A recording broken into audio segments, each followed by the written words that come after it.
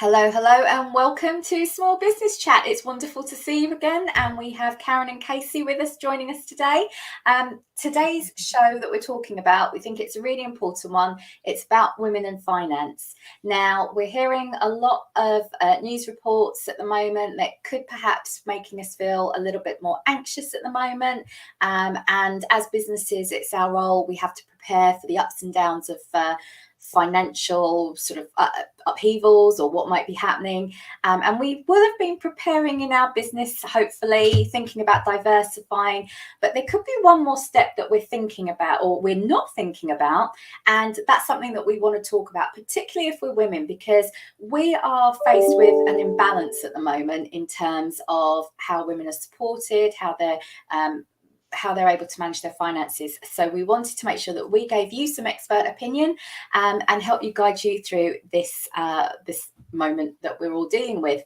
I'm going to hand it over to you guys, Karen and Casey. Yes. Hello, good morning. And so today, we're really so pleased to be joined by Casey Goodwin from Path Financial. Path Financial are the UK's first independent financial advisor firm set up to tackle the climate crisis. So they're a B Corp, they're registered business, and they provide quality financial planning advice while being at the forefront of making a positive financial impact in the world. So pleased to be talking with Casey, talking about women in finance, from the gender pay gap through to the pension gap. And we're just sort of trying to encourage the conversation, talking about positive change, allowing women to regain financial and retain financial choice, freedom and power and purpose as well. So we'll launch straight into the questions. And again, welcome, Casey. Lovely to have you on the show. Yeah, thank you, guys. Thank you. We're so excited. And actually, I think it's one of those things from a personal point of view. We tend to put our head down when it comes to finances sometimes, or we perhaps don't realise the imbalance. So I'd love to know a little bit more about how you started and your mission as well. Yeah, so we only do positive impact investing, and within that we're aligned to the UN Sustainable Development Goals as a framework for our investment strategies. So there's a lot of concentration on the environmental side, but also more social concerns like reduced inequalities and gender equality in particular. So this year with Path, we've had a real push to get women talking about finance, talking about the inequalities that they face with their financial planning, which unless you sort of dig into that, not many people are aware of some of those obstacles that we face as women. And yeah, on a personal basis, I'm very passionate about gender equality. So it's been a good year for us at Path. Very exciting. And tell us more about the inequalities that we should be aware of, because I'm sure there'll be men and women that might be watching this and perhaps not aware at all. Yes, I think in terms of we don't live in the days anymore where we have one breadwinner in the family and we marry and we have children, we don't work anymore. So there's more and more women in particular who are building their careers, might not ever decide to get married or have children. And in those cases, women are not really historically the type of client who would come for financial advice. It's always been very male focused and male centered. So understanding things like the gender pay gap, the pensions pay gap, the fact that statistically women are going to end up with lower pots at retirement, it's quite surprising to some of the people that we speak to. That these are the obstacles that they will face. It's to get people talking about it. We can't do anything until we start talking about it. Yeah, and talking about sort of the woman thing, but there's also the pension gap as well. Who does it affect and what can be done? I mean, we all sort of thinking about planning sort of into the future. And it's a bit of a worry for people at the moment, isn't it? It is, and I think everyone's sort of very aware of the gender pay gap, so we all sort of know what the gender pay gap is. But the pensions pay gap, it's something that not many people are aware of, and it's sort of a consequence of the fact that women are more likely to going to be the people who take time out of work to care for children or elderly relatives, and then when they do go back to work, it'll be most likely on a part-time basis in some cases. So in that time, those pension contributions are either going to be a lot lower, or they might not be contributing to a pension at all. And I think the statistic we've seen recently is that at retirement, women are more likely to have 72% lower pension income than sort of their male counterparts. We also live longer. This is a huge issue. So we have to take less from our pensions to make sure that that money sees us all the way through our retirement. Whereas, lots of men who stay working throughout that period, they consistently are contributing to their pensions and don't really face this as a problem. So, as I said before, we're all aware of that gender pay gap of not being paid as much as men, but it's sort of lurking in the background. We don't really see it. We don't really, until we get to retirement and actually take a look at our finances, and go, oh crikey, like there's not enough in that pot in comparison to perhaps your husband or male family members. Shocking. Absolutely. 70%, absolutely shocking. And I think that's the problem, isn't it? Do you think that women just aren't, the clients that you speak to? I think I saw that it was like you have a very strong female client base, and it's a shock to them, but from the men that you speak to as well, that are probably a little more aware of these issues, maybe conversationally, I imagine they're still shocked as well.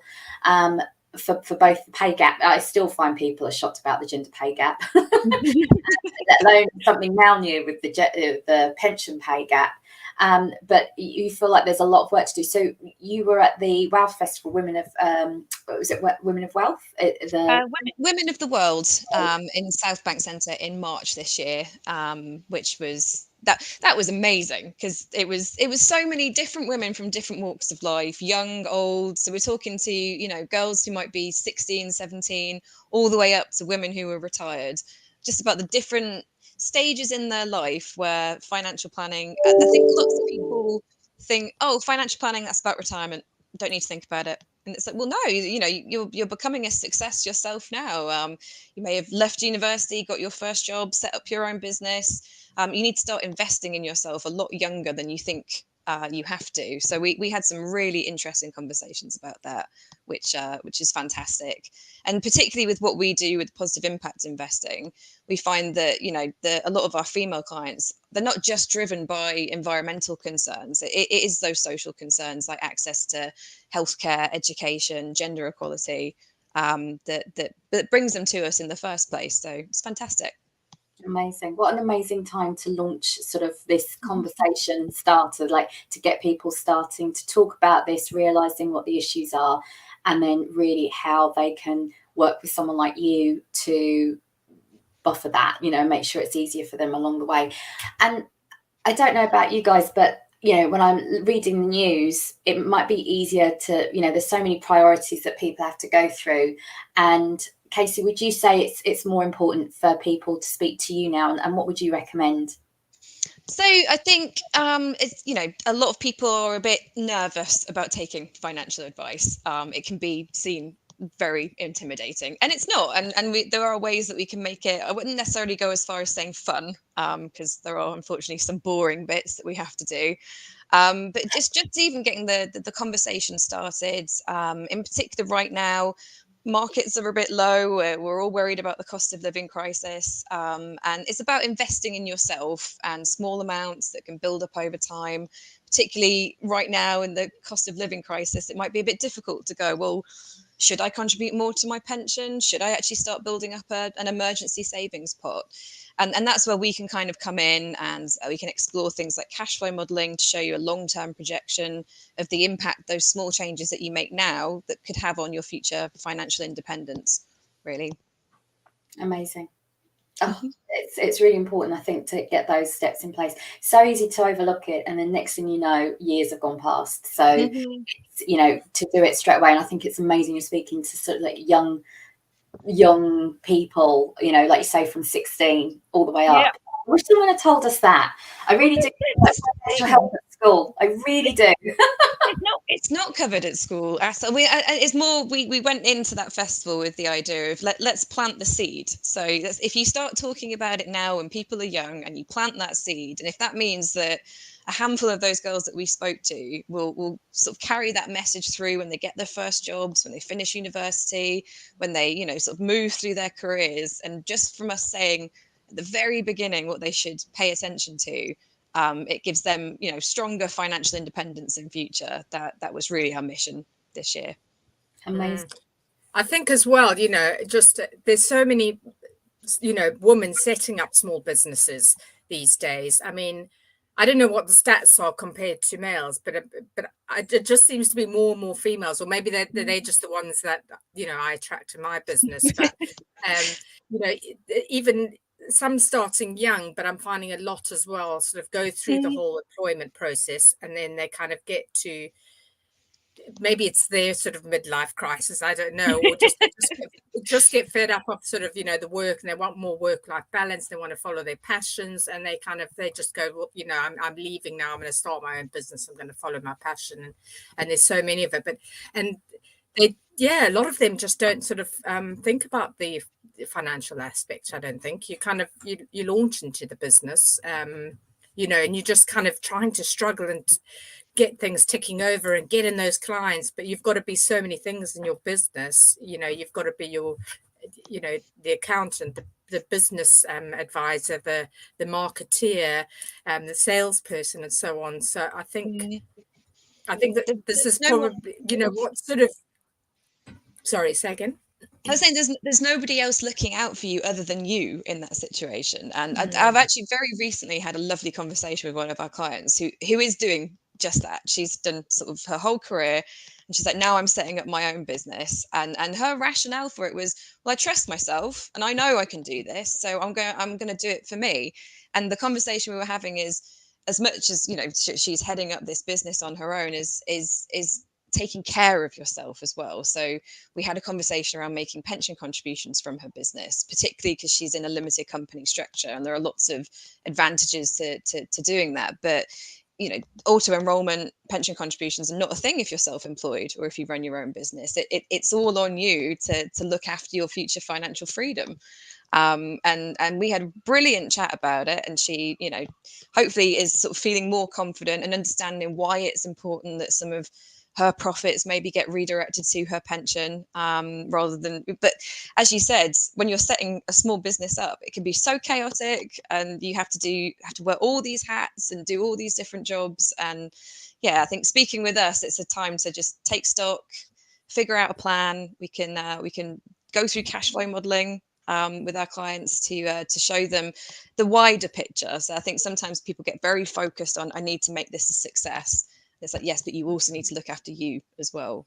And that's we've been having quite a few conversations like that recently with some of our clients. Yeah, I think one of the worries is, I know just when I've been to networking meetings before, when you've had an independent financial advisor in, and they've gone like, okay, well, you need to, you know, invest at least this much a month, and everyone goes like, I don't have that kind of spare cash to play around with, you know. So what entry point should people be looking, or you know, how viable is it? Can everyone do that? I mean, is it a case of you could even start by putting away, say, £50 a month or something? Yeah. I mean, with pension contributions, because they're invested, the earlier you start, and it doesn't really sort of matter how much that is, the timescales involved for that investment, it will grow and grow and grow. So even starting small, you know, as you said, £50 a month, you know, towards your pension. If you think about that, not just in terms of how long it's going to be until your actual retirement date, but if that was to remain invested throughout the whole of your retirement, there is huge opportunity for growth there. And as you get more successful, if it's particularly, you know, somebody who's running a small business, as they get more successful, you've already got yourself into that habit of putting a little bit away for yourself every single month. So it's not so much of a leap as you're, you know, as you get financially stronger as a business, to just start increasing that a little bit more each month over time. It's become very entrenched in what you do as almost as a way of how you run your business. Taking care of yourself comes first before everything else. I like that, because ultimately we have to put the money away straight as soon as the money comes in. It's like, right, tax, or if you're doing something, which I love, is the profit first model, where you're like, right, put that away for your rainy day, whatever you might do. But again, it's for your future. Like, you know, we reinvest our funds into our business to keep it going, but we also need to, and I love the way that you frame that, is we have to reinvest in ourselves to keep us going and make sure that, you know, once everything's done, and, you know, we need to think about what that exit plan might look like in retirement, what we want to enjoy. And what I loved is, again, because you're more focused on the green aspect and how to invest ethically, can you tell us a little bit more about that? Because I think when we hear of independent financial advisor, it's like, yes, it's the tick box of, all right, so I need to make sure I've got either savings, or I've got to make sure that I have a pension. But there is something which I loved, and it's on your website as well, is that, you know, we could do this responsibly or not, you know. And again, that's something that has come up, that people do not realize that, say, for example, in terms of climate or environmental aspects, you know, who we're investing into, you know, like how that impacts what our values might be. So you do that much more in alignment. Tell us more about that. Tell us about what you do with that respect. So it's all we do. We don't offer anything else, which is, I think, part of the appeal for a lot of our clients, is we don't have like legacy investments that are still invested in fossil fuels, or you know, a lot of other nasties in there like mining, or companies with poor human rights practices. So that's all we do. So we are experts in that field because we don't do anything else. We don't have that conflict of interest of going, well, that's a good performer, so maybe you should keep that. We're very much, we'll be quite frank. We will go through existing investments. And I think a lot of our clients, they are very surprised when you show them a breakdown of what can be, it can sound like the most boring investment fund in the world. And then when you pick it apart and you say, well, it's actually, you know, predominantly oil and gas investments, or you know, mining, and a lot of our clients who are drawn to us because of their green values are quite shocked, because from their perspective, like, but that's just my pension. You're like, yeah, it's not, they're not specialist investment products, but when you actually take a closer look under the bonnet and see what they're propping up, it is quite shocking. And given the huge amount of pension wealth that we have in this country, that's a lot of investment every year into the fossil fuel industry, into, you know, those big companies that, you know, have poor human rights practices in the global south. So for us, it's very much we'll tell you what you've got. We'll be very transparent and open with you about where you're currently invested, and show you how on the flip side that could be changed by just simply transferring that pension away from that fund. And we focus, as I said before, it's the UN Sustainable Development Goals that our portfolios are structured around. So that's not just climate change and clean water and clean energy. It is a push for things like no poverty, reduced inequalities, gender equality. There's lots of social aspects that again, people might not think of when you think of an ethical or green investment fund that we explore. Yeah, I think it goes, for me, it goes hand in hand. You've got to have, you know, there's that social and environmental, and actually the one impacts the other as well. You know, if you've got an environmental crisis, it often affects poor people, and in fact affects a lot of women more. Yeah. They around the world. One thing I wanted to ask as well now, and I've spoken to, you know, a few financial advisors or people in the kind of finance industry, and they say some of the pension pots available, this, you know, this ESG, are actually a bit sort of, you know, some of them are a bit sort of like, oh, are they really good or are they really not? And is there actually access to pension ones that are really good? Because the ones offered, you know, across the board, all the companies are doing it now, financial advisors, and that going, oh, we'll invest in this ESG, but actually there's a lot of them that are not that great. Is that the case? And how do you kind of get around that and go to better ones? That it is a problem. So it's greenwashing within the industry, and you know, the FCA is currently trying to take steps to sort of bring in sort of regulation around ESG funds.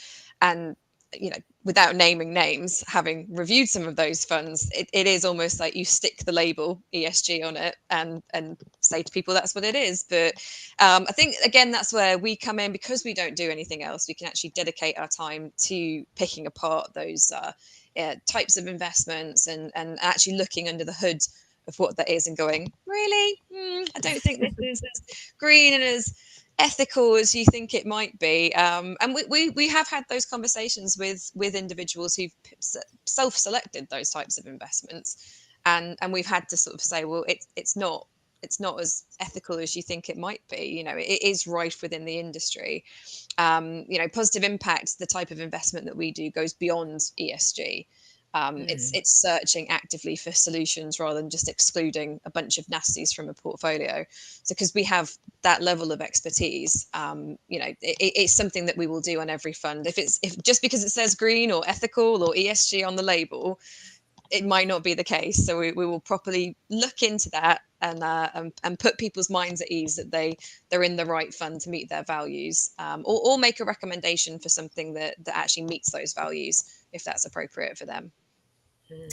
I think just one of the things, you know, people, that whole sustainable word is almost getting a bad rap now, because it's you just look at the word sustain, it's kind of sustaining what we're currently doing. Well, actually, you can't do that anymore. You've got to go beyond that, and you've got to actually provide solutions to things now, you know, rather than just carrying on the norm, because it's got to the point where things are quite bad that we've got to come, you know, it's almost like got to regenerate stuff. You know, the soil's really bad. We've got to actually make new soil. You can't just keep going what you're doing.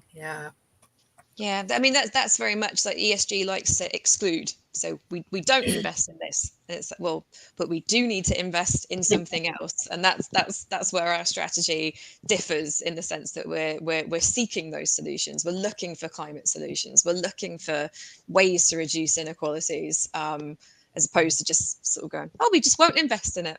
It's like, well, you need to put it somewhere. It can't all just be technology. We have to be seen to be trying to make those changes.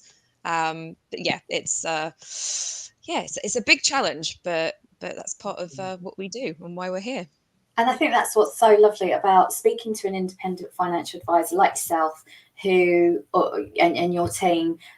And, you know, we all have different values. We all have different things or different ways that we want to help. Like, for example, when we say ESG, you know, environmental, social governance, some people are more focused on the environment. Some people are just like, you know, we're, you know, humankind, like this is what's really important to us. To be able to focus their efforts and know that what you're doing, and maybe it might be more easier for us to invest. And as women, we're notoriously bad for this, investing in ourselves. Whereas if you were to say, but this is where this good cause is, I mean, I can almost like, I would love to know the numbers of people that are probably growing trees on their website and yet haven't done their pension or sorted that out yet. Because they think it's me. Like, you know, I must be doing something a little bit more proactive. But actually, it's a wonderful way to sit there and go, actually, there has to be a way where it benefits everyone. And I love that, because I love the fact as well, by having these conversations, you are empowering people. And too long, for many sort of sectors or fields or whatever that we're having to deal with, we take that back foot. We trust that other people will lead through it. And actually, I think we have that responsibility upon ourselves. It's like, no, we have to do something. Either we do it individually as to where we're investing, collectively about talking about it, and getting that word out, and making sure that people are aware that you do have. And I loved what you were saying on so it's some in your copy. It's like, you know, definitely that purpose and power are two very strong words I think we need to take ownership of, that we do have that power, and we can make that change, which is amazing. I was going to ask, I've got two final questions, because it's wonderful to talk about the sort of the ideal of it, and, you know, the amazing things that you can do. We're going through some difficult times, and I'm just wondering whether or not you had any practical advice, like financial planning tips for small businesses, to make sure that their finances are working as hard for them as well. So, you know, like where we can come to you. I'd love to show that breadth of, you know, so much experience. We're like, oh my God, this is brilliant. Give us at the moment we could perhaps be thinking about. It's I mean, there's the sort of, you know, the quite standard advice is just always making sure that, emergency funds, both for the business and for, yourself as an individual, prioritizing pension contributions, much like you would prioritize your tax bill, as we discussed before, making sure that you're investing in yourself, investigating cash flow as well, because I think so many people who are in small business, they are their business. So in terms of the wider picture of when you think about retirement or when you think about winding down, that's also your business that's going to be winding down, or potentially, sort of, you're going to be passing that on to somebody else. They're so intrinsically linked, the individual and the small business. I think it's worth just sitting and taking stock and thinking about, asking yourself that question of, all right, well, in 10 years, am I going to go part-time? Am I going to start thinking about early retirement? How is that going to impact my business? What do I need to be looking at in terms of our future cash flow, and our future security? Asking those questions earlier than what we may be doing right now. I've spoken to a few people who are like, maybe we'll wind down in 2 years. Like, this is a conversation that you need to be having with yourself a lot earlier in the process, really. So yeah, I mean, as practical tips go, we are in a bit of difficulty at the moment with the current cost of living crisis and the economy being what it is. But planning, always planning. Amazing. And you have a competition, if I'm not mistaken. Do you want to tell us a little more about this? Yes, so we have at the moment currently have a Win a Green Icer competition. So it's a chance to win £10,000 in a green Icer that will be invested in our positive impact strategy. It's our opportunity to show you what we do, essentially, and how good we are, and how good your money could be, and the good it could be doing in the world. That's available on our website, which is thepath.co.uk, where you can go and enter that. Fortunately, given that it's an Icer, the results won't be announced until the end of the tax year. So there is a little bit of time to wait, but it might be a really nice surprise come April when you've completely forgotten that you've entered, and we get in contact to tell you that you won. Oh, incredible. That's amazing. Yeah, I think we're going to go and end now. Well, exactly. I think some of these key lessons, I just, I laugh, otherwise I would cry, but it's so true.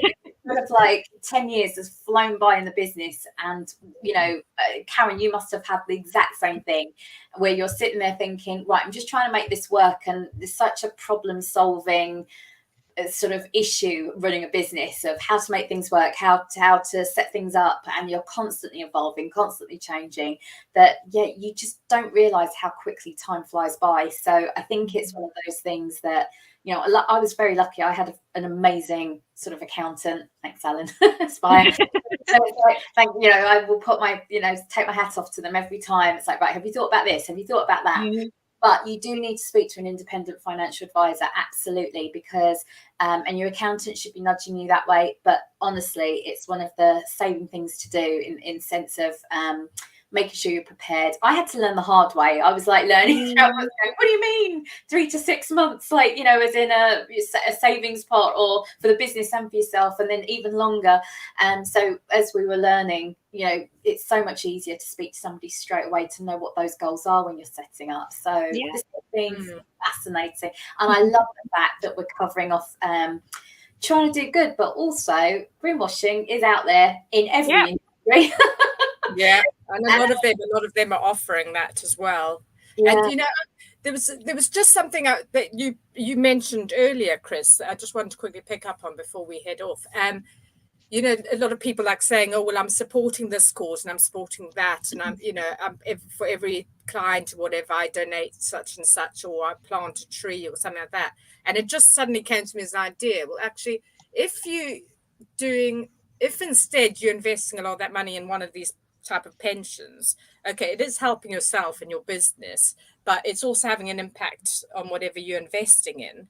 I guess if you're getting regular updates on what those those invested companies and that you've invested into are doing, that could also help you. You could show that through your business as well. So if people are saying, I don't know, it's just something that quickly popped to my head, and I thought, well, actually,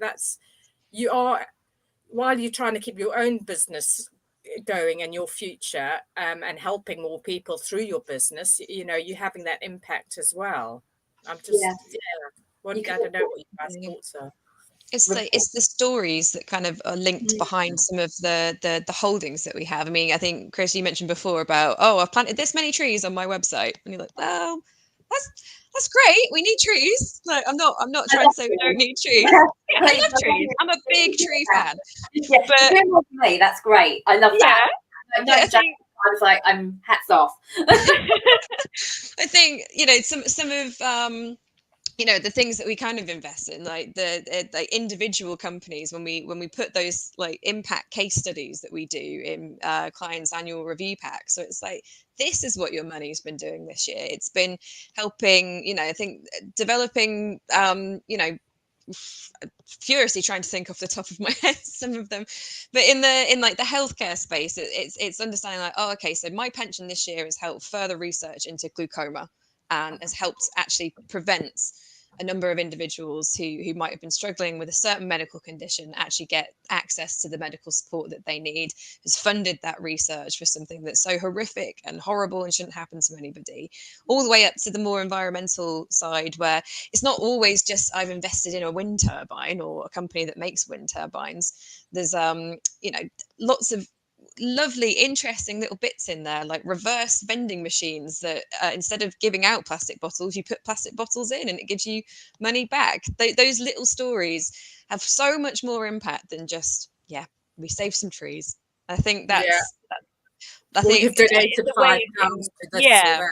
Yeah, I was just thinking that might be a way for businesses to look at it, because I think you're under pressure a lot of the time to go showing that who you support and who you're donating money to all the time.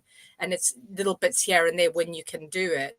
When actually, if you've got something steady like this and working with a proper financial plan and investment, there could be a number of projects, and you guys are doing well. You kind of doing all the hard work for the small business owner who's very busy, because you're saying, well, this is what your money's done. You just go share that story out. You don't have to come up with it yourself. So it just came to me as an idea. I thought maybe that's a different way small businesses could look at it.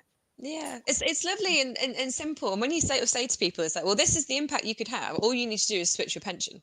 And people do look at you like, really? Is that's the only thing I need to do? Yep, that's literally all you need to do is just transfer your pension to an impact investment strategy, and you know, the impact that you can have by just a single action is phenomenal. It's huge. And I think a lot of people, because we're there to sort of, you know, deal with the difficult, boring side of financial planning. A lot of our clients, it gives you that opportunity to just sit back and look at your pension and be proud of yourself. And you've got the additional care of someone who's managing the finances for you. You've got the experts who are there to make sure that everything's still meeting your personal values and your morals and your ethics. But yeah, shouting about it. We would definitely encourage our clients to go and shout about it more. Like, that's only ever going to be more beneficial for all of us if more people are out there shouting about it. But amazing. And I think, like you said, just a case of switching like that. It's a bit like what I say to people about changing a bank account. It's so easy now to set up a bank account and switch, and they do it all for you. You just go to switch, you enter it. Well, they've obviously got to be signed up to it, but most of the ethical banks are, and they transfer all your money, all your direct debits, all your standing orders, and they redirect any funds people are paying to your original bank. You know, you don't have to do anything. So it's very simple to change that as well. Easier. Oh, this is amazing. This is so insightful. Thank you so much for your time, Casey, and actually sharing this wonderful knowledge and wisdom, expertise.